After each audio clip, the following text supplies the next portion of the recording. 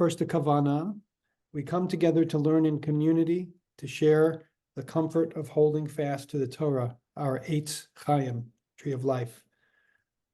And the bracha, Baruch atah Adonai, Eloheinu melech haolam, asher hidishanu b'mitzvotav v'tzivanu la'asok b'divrei Torah. Opening question to the Parshat Tazria.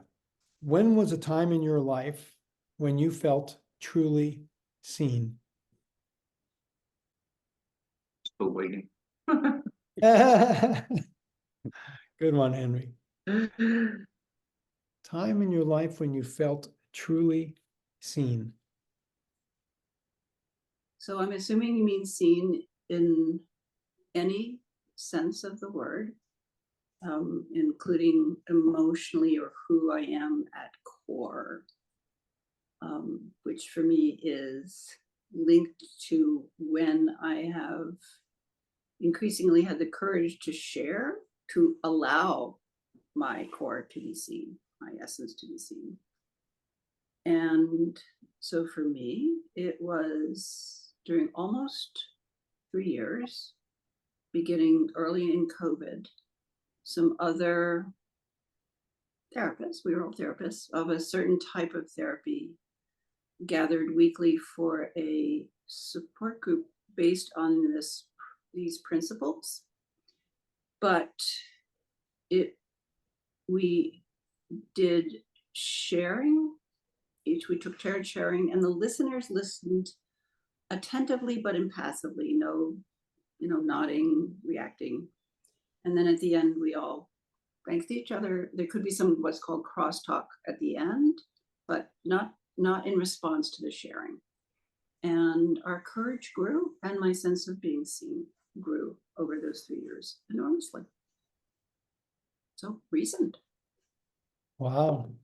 What a wonderful story also of being able to build trust with the group. And then also the listening that you talked about, impassive. So even nonverbal people were supposed to be in purely receptor mode. Love it. Thank you for sharing that. It's wonderful. Anyone else? Well, the first thing that came to my mind was my wedding that Nancy was part of. And we had a wonderful group of friends and family. We gathered in a Quaker meeting circle, and people stood up and shared their reflections of joy and excitement, and that felt about as good as it can feel. Wonderful. Nancy was Beautiful there, day. Bill was there. Bill sang a beautiful song, played his guitar, which was a real special moment. Wonderful. There is a very special feeling in a Quaker circle. The silence kind of fills the space between people making their remarks, and then people move to speak. It's a lot of emotion and drama. Very evocative. Thank you. First, I was going to say, when I was on 60 Minutes, because a lot of people saw me, but I didn't know you were on 60 Minutes. oh, you know what? I'm wrong. It wasn't 60 Minutes. It was CBS Sunday Morning. Was that Sunday Morning. Love that show. And that's very fun. Uh, So you felt seen by like millions. Yes, but also, it was a project that I was really excited about and passionate about, and the journalist really got it. Hmm. But I think some of the other times of when I've been with people who really understand me for who I am, not professionally, and like Claudia, I've been I'm in a writing group where there's just 4 of us now, and we really write as honestly as we can, and I feel like those people see me and they appreciate me, appreciate my sense of humor. And That's great. Thank you. And another example of how necessary it is for one to open up to be seen. Which Yeah. is, yeah. Two-way street. Thank you. Throw one out that actually just came to my mind. It's not Good. something I've ever really thought about, quite frankly. But actually, I got a very nice kavod on the high holidays this past year. We have a new we have an interim rabbi. For those of you who haven't been to our synagogue, we're going through a transition, and this year we have an interim rabbi. I've been a long time member. I do a bunch of other stuff.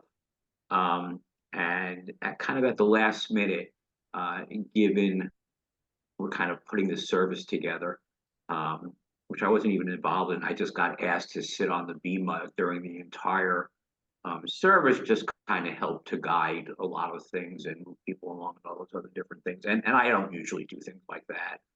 But people came up to me after the service, whether it was Rosh Hashanah, Yom Kippur, and actually said it was really nice to see you up there. It gave them a feeling of comfort. I'm kind of like just a stalwart, I guess, at the synagogue.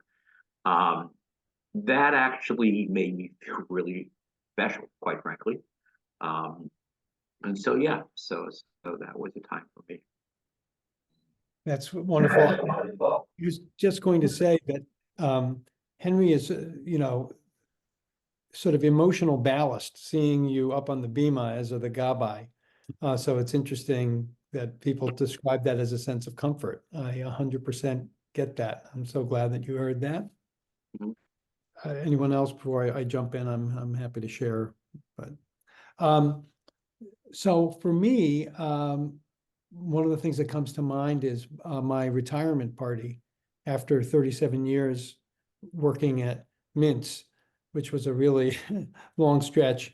And to hear people take that moment to talk about, my career and, our relationship as, sort of colleagues and friends, when you have deep work relationships like that, it's sort of its own kind of relationship. But understanding what I had meant to people and how that resonated with what they meant to me made me feel very seen, at least in my work aspect, but also personally.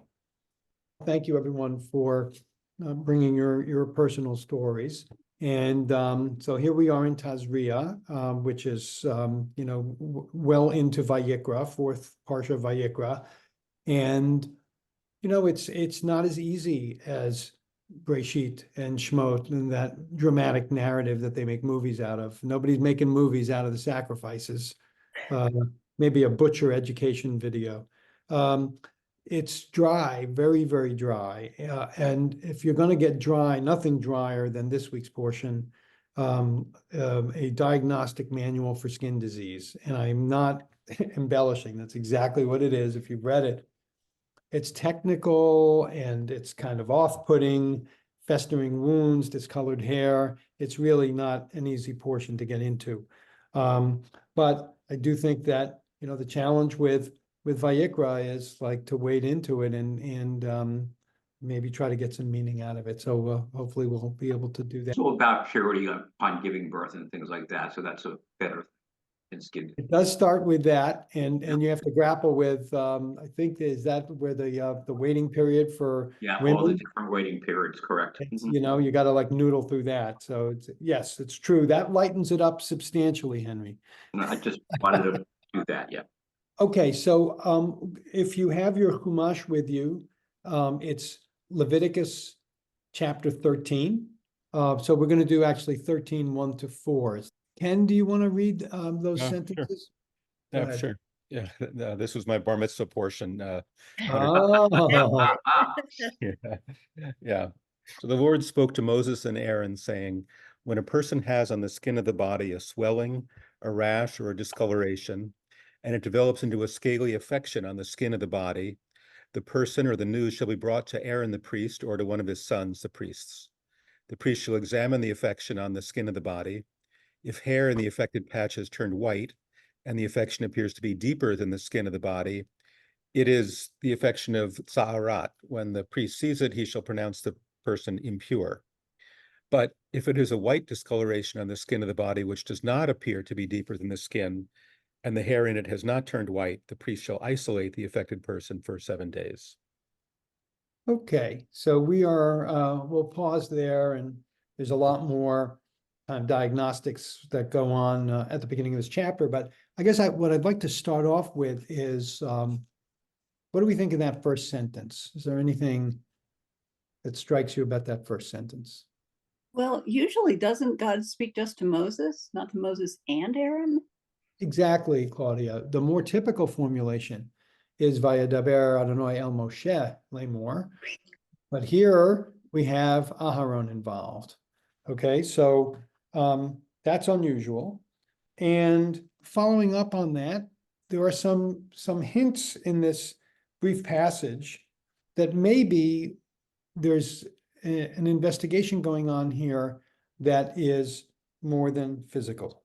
What are the hints in this passage here that's something more than just the physical that's going on?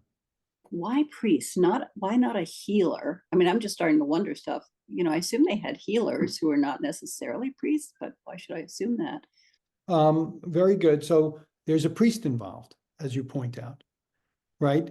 And not a doctor or, someone who would be more formally associated with the physical issues. So the priest that's a nod towards something going on that's not just physical. What else?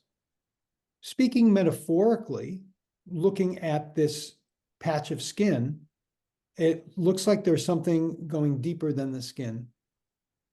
And so that's maybe a little bit of a metaphorical hint that there's something a little deeper than the skin. Think of their soul. Like maybe their soul, yeah. The other thing that you might skip over very quickly is this word Adam. When a person has on the skin of the body, Adam ki yehiyeh or bisaro. So Adam is the word that's being used for person.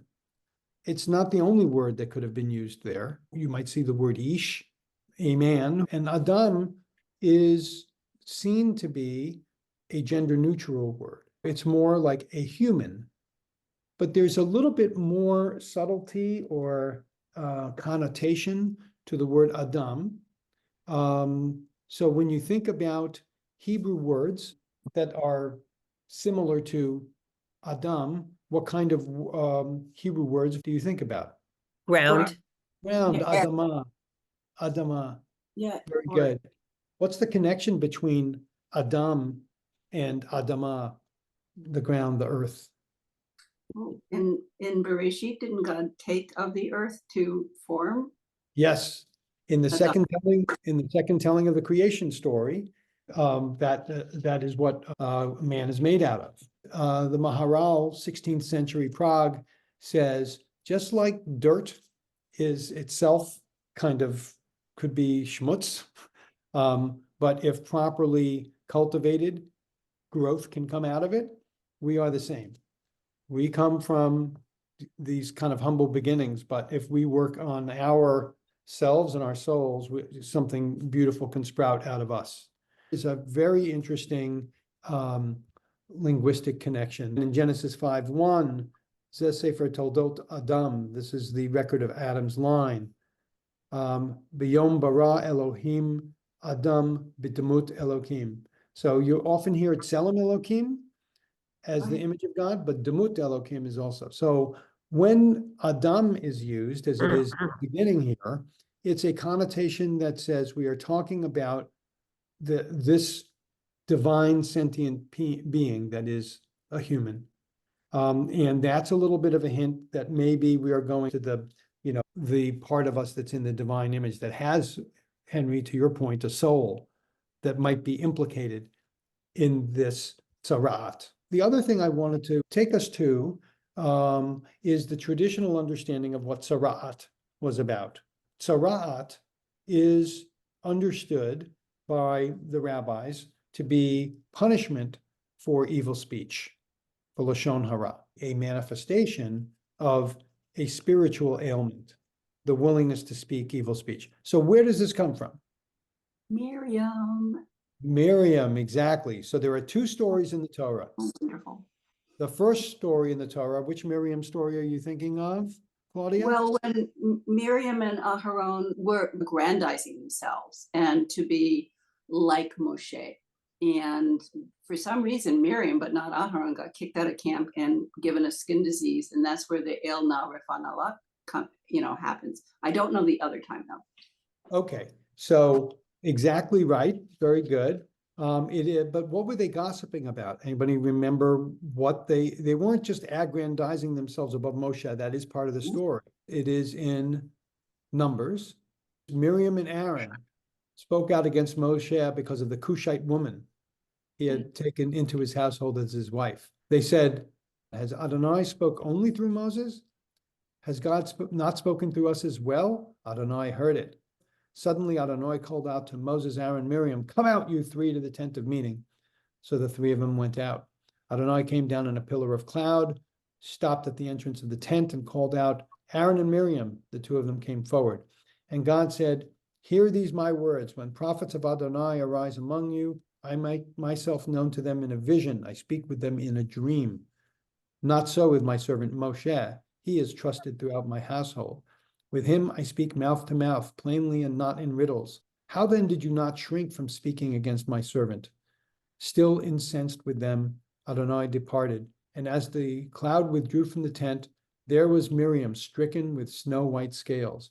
So the reason I'm dwelling on the Cushite woman, there's a question as to what exactly were they saying, but it was that speech which is taken to be somehow slanderous about the Cushite woman, and the rabbis have a field day with trying to figure out what that was about.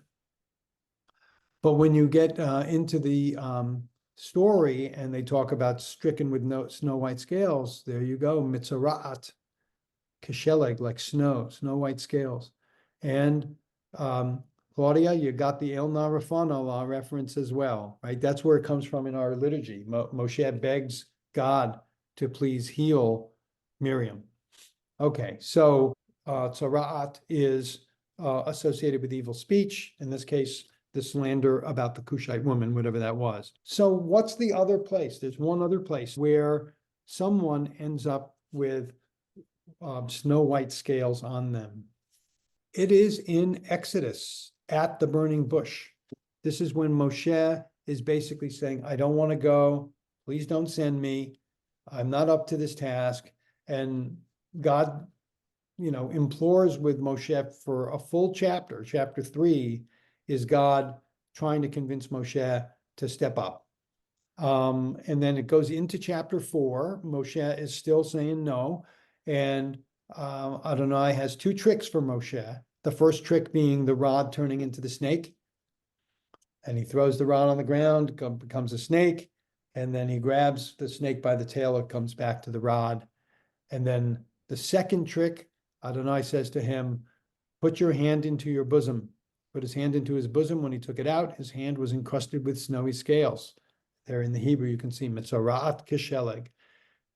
And God said, put your hand back in your bosom. He put the hand back in. And when he took it out, there it was again like the rest of his body.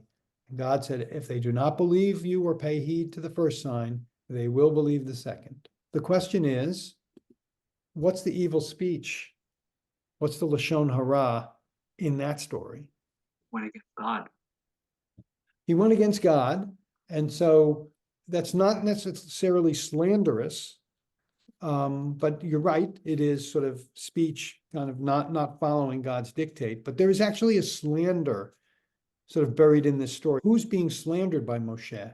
The people who he thinks might not believe him. Bingo. That's the traditional rabbinic understanding. He had no faith in the people of Israel. That was considered a slander. So based on these two stories, the rabbinic tradition developed that this was punishment for evil speech. I want to give you just a few more midrashic sources about tzara'at. The word tzara'at is translated as leprosy, but it's not understood to be the modern day leprosy known as Hansen disease. And looking at the symptoms that are described for tzaraat, one possibility because of the white patches is vitiligo. And the snowy scales, people traditionally associate with psoriasis. And interestingly, if you hear the word tzaraat and you say the word psoriasis, there's some connection there. And if you wonder how it is that it got translated to be leprosy, the Bible was translated into Greek in the 3rd century BC. And the word that was used for tzaraat in that was lepra, which means scaly. But then there was a kind of a misunderstanding. It's sort of like Moshe's horns, right? That people took that lepra to mean leprosy. Anyway, one quick puzzle, which is if you look at Leviticus 13, 12 and 13. So if the eruption spreads out over the skin so that it covers all of the skin and the affected person from head to foot, wherever the priest can see, if the priest sees that the eruption has covered the whole body, then he shall pronounce as pure the affected person. So this is not an easy question, and the rabbis puzzle over this. But can anybody think of a reason why, if the person has turned completely covered with scales, they would be not considered unclean?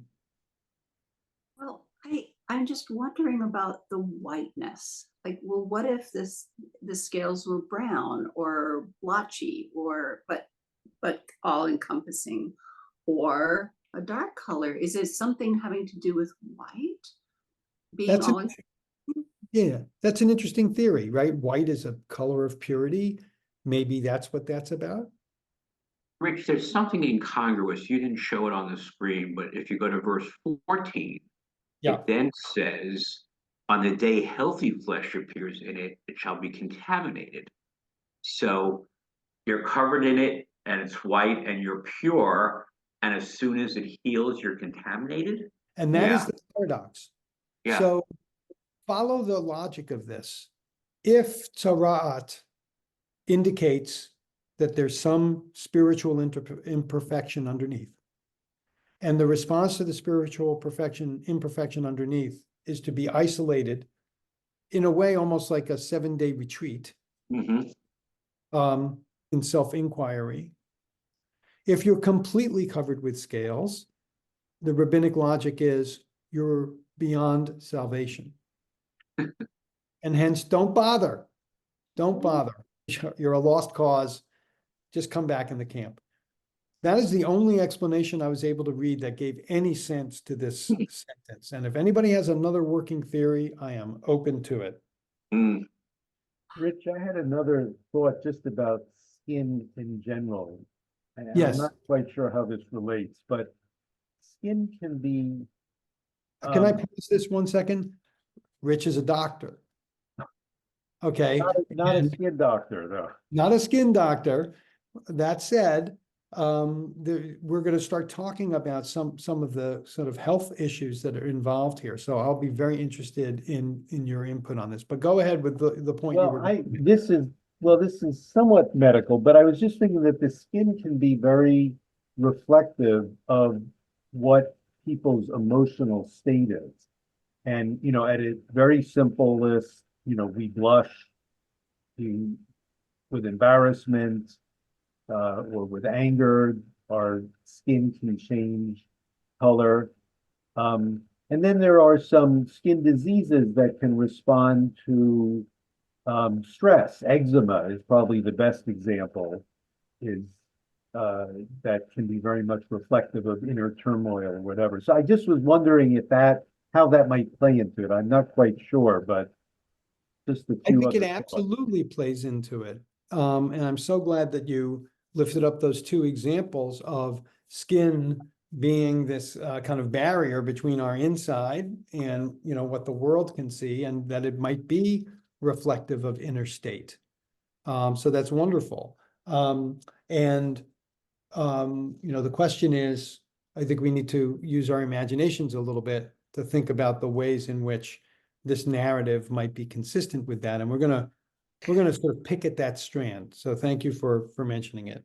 If you took a look at the readings that were associated with this Parsha, there were two sections where Tzara'at appears in other places, not just on skin, right? So one of the places, Vayikra chapter 13, 47 through 52, this concept of Tzara'at of clothing, Mhm. okay?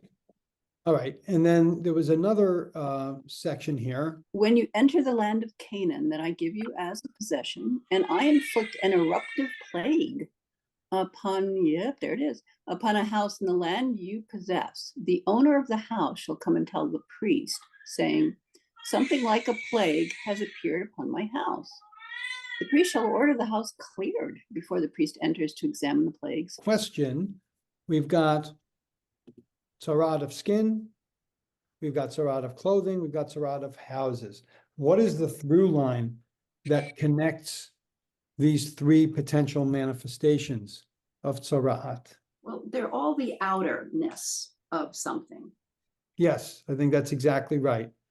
They're all the outerness, and that outerness can be a reflection of the innerness, right? The kind of house that you've chosen to live in or construct, the kind of clothing you wear. Those are all very conscious choices that could reflect values. And so there's this way in which there's this barrier that in one sense is concealing and in another sense is revealing. Rabbeinu Bachya, in talking about ways in which the outer manifestation of Tzara'at reveals an inner dislocation or problem, says about the Tzara'at of the house. This was someone who kept his house only for himself. He refused to lend his belongings out, and he never welcomed guests inside. And so the plagues came to attack his stinginess. So Rabbeinu Bachya gets right into it. The other thing that I thought was really interesting for the Tzara'at of houses, the priest orders the house cleared before the priest enters to examine the plague. And so I'm wondering how that strikes you, the emptying of the house as part of the Tzara'at treatment for Tzara'at of a house, taking out the possessions. What does that mean to you? Well, they may be infected as well. Well, yes, certainly the objects could be infected. When we think back to our early COVID days, scrubbing everything down. Sorry to PTSD people. But what else might be going on in emptying the house? Well, they're getting ready to burn it down, right? Maybe they get to keep the possessions and they don't get burned down with the house, so that's possible. But thinking spiritually, what's the emptying going on there? Henry? Preparing to die. Well, there's preparing to die, but something a little less dramatic than preparing to die. Cleansing process. A cleansing process, in what sense, Rich? Well, separating the affected from the unaffected. What about just the concept of, what's that? Well, I was thinking more of Yom Kippur, but also that healers in most cultures, until in the West recently, there wasn't a divide between spiritual healing and physical healing. That's very recent, very Western. So if the priest was coming in to do a healing potentially of the house that had become spiritually and physically affected, I was thinking of, do y'all know what smudging is? Like with sweetgrass? Do y'all know what sweetgrass is? If you dry it, braid it, and burn it, it creates smoke. And smudging, then you take it around the house to cleanse it of primarily spiritual, emotional, it's not physical. Yeah. But, it doesn't say what, this passage doesn't say what the priest does inside the house other than inspect it. Thank you for mentioning that tradition. The thing it reminds me of is basically simplifying your possessions, clearing out the house. And maybe that's, maybe the question is what gets to come back in? Is it a little bit of an inventory of too much stuff? That's, I thought of Marie Kondo, like what gets to come back in is what sparks joy. So I want to pivot a little bit. This issue of attributing skin disease to evil speech, I find troubling. Is there an aspect as you read it that you go, I'm a little uneasy with this? Well, it's putting blame on somebody for something that is actually could be just a natural occurrence. It's blaming the victim, and yes, this could be an environmental toxin. It could be, stress induced. It could be hereditary. So this whole issue of how we treat illness and the extent to which we blame the person for their illness, I think it's a really complicated topic. And this is before sort of going to some specific examples that are interesting. I'm wondering, Rich, as you work with within Cambridge Health Alliance, right?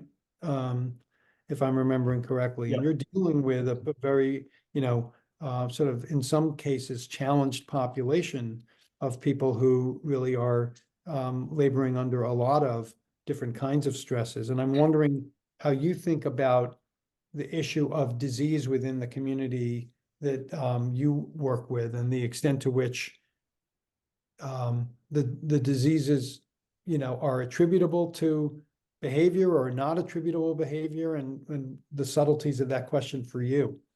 Yeah, well, the first thing I wanted to say before I answer your question is, the other thing that sort of bothered me about this is that the distinguishing good and bad in terms of interpreting what's going on in the skin is pretty vague.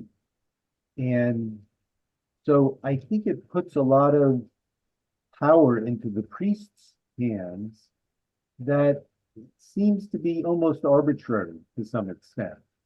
And so it puts the afflicted in a very powerless position, where someone else is rendering their decision that, can be interpreted. I mean, it's skin is very, can be very complicated to interpret, especially when there are different shades of skin, light and dark, that things look very different with different shades of skin. So that's part of what makes me feel very uneasy. To answer though your question, I mean, I think you're sort of talking about the social determinants of health, and what a big role how we grow up, the privileges that we may or may not have can play such an incredible part in our health. I mean, I was talking to my daughter today that you can often distinguish how well off somebody is by looking at their teeth, because health insurance for dental care is non-existent. So people who have bad teeth usually have come from limited means, and it's a horrible curse we put on people that can't afford dental care. So many of my patients live in different countries, come from different countries. They get their dental care when they go back to Brazil or go back to El Salvador, Central America, or wherever, because there it's affordable. Here it is not. Yep. Thank you. I think about what I read about diabetes and what I understand about diabetes. And that certainly has a component where your lifestyle makes a difference. What you eat and put into your body makes a difference.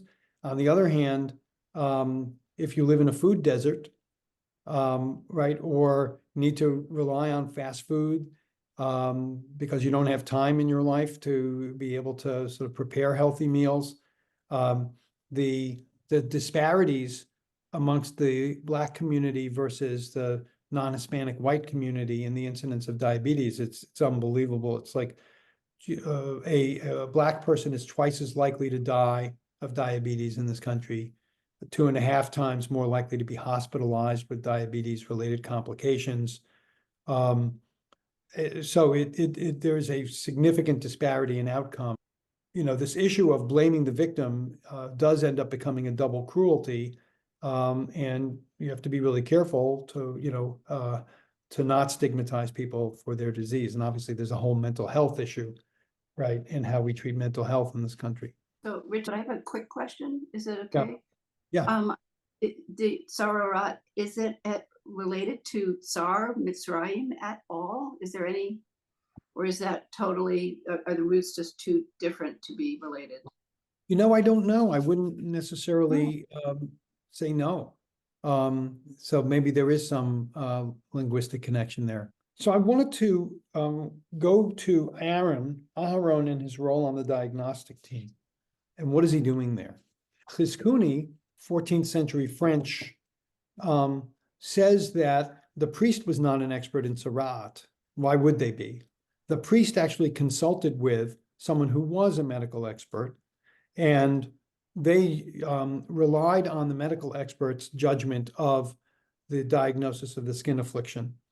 And in Chizkuni's words, it says it's irrelevant whether the priest is truly familiar or not with the symptoms the Torah has taught us. What does that mean? So I think sort of decoding and understanding what Aharon was doing there, you kind of need to understand who Aharon was in the tradition. We go to Pirkei Avot, Ethics of the Fathers. Hillel used to say, be of the disciples of Aharon, loving peace and pursuing peace, loving mankind and drawing them close to the Torah. Further explanation from Bartanura, be of the disciples of Aharon, loving peace and pursuing peace. They explained in Avot de Rabbi Natan, a midrash, how Aharon loved peace. This was his method. When he would see two people quarreling, he would go to each one of them without the knowledge of his fellow and say to him, behold how your fellow is regretting and afflicting himself that he sinned against you. And he told me that I should come to you so that you will forgive him. So he went to each side secretly and said, you know, the other guy really feels terrible about what he did to you. And so as a result of this, when they bumped into each other, they would kiss each other. So this was Aharon, this kind of inveterate peacemaker. It was really important. And then the other thing that we know about Aharon, the priestly blessing, we know several stories about Aharon, but the tradition really zeroes in on his loving kindness and his promotion of peace. So the priestly blessing begins, speak to Aharon and his sons. God says to Moshe, thus shall you bless the people of Israel. Say to them, Yivarechacha Adonai v'yishmerecha, Ya'er Adonai panav elecha v'chuneka. So Adonai bless you and protect you. Adonai deal kindly and graciously with you. And may Adonai bestow the divine countenance upon you and grant you peace or friendship. And so this is the legacy of Aharon, peace, peace, peace. And so I think of this agent of loving kindness, visiting the person afflicted with tzaraat, and being able to really diagnose this person's psyche, their demons, their fears. I think about house calls and what they say about what we've lost in terms of information because we don't do house calls anymore. We don't get to see the patient in situ. But being able to take the measure of the patient up close in their surroundings. So Aharon was a diagnostician of the soul. He could meet the sufferer in their despair, exactly where they were. He could make them feel seen, going back to our first question, under their exterior trappings, their shame, their disfigurement, and give them words of comfort to ponder in their 7-day meditation isolation, turning it into a spiritual retreat. Did their despair have anything to do with their skin affliction? Maybe not, but we all have wounds that need healing. So to me, this is the lesson of Tzaraat, that we're more than our external face. Underneath, we are all Adam, children of the divine, made in God's image, demut, and connected to all others made in God's image. We all suffer afflictions, some of our own making, some not. When disease strikes, we all labor under the fear of the unknown, anger at the universe for being singled out, anger at those who blame us for our fate, and the struggle to define ourselves as more than our illness. We long to return to the simple, mindless ease of good health. What a gift would it be to be seen simply for who we are inside. And in turn, our task is to extend that gift to others, going beneath the surface to see the humanity at their core. And then we would be a nation of priests, like Aharon. Can you hear what's on? Can you hear us? Thank you. Kol hakavod, very nice. Yeah. Thank It's sort you. of like All right, nice summation. Yeah. Okay. Okay. So thank you and Yep. take a Enjoy the baby, Claudia. Enjoy the baby. Mazel Okay. tov. Thanks, The- Rich. Yeah. Just Thank one you, one last thing I wanted to say about this. I do feel like sometimes you hit a portion of Torah that's just really hard to like grapple with because it's like this, or it's got cruelty or whatever. And sometimes I walk away from it saying, it's really about the questions they were asking and the problems of life they were dealing with, which are exactly ours. Their answers are 3,000 years old and can feel unsophisticated or time-bound or whatever, but the questions are timeless, and trying to figure out how to infuse our kind of modern sensibilities into these ancient stories sometimes is the portal to get there. That's what I So find so interesting about the Talmud, that they Yeah. think of everything, which is amazing, right? Okay, I want to you. thank everybody for their wonderful contributions. If I don't see you before the Passover holiday, Chag Sameach, but I probably Chag will. Sameach. Chag Okay. Sameach. Okay. Be well.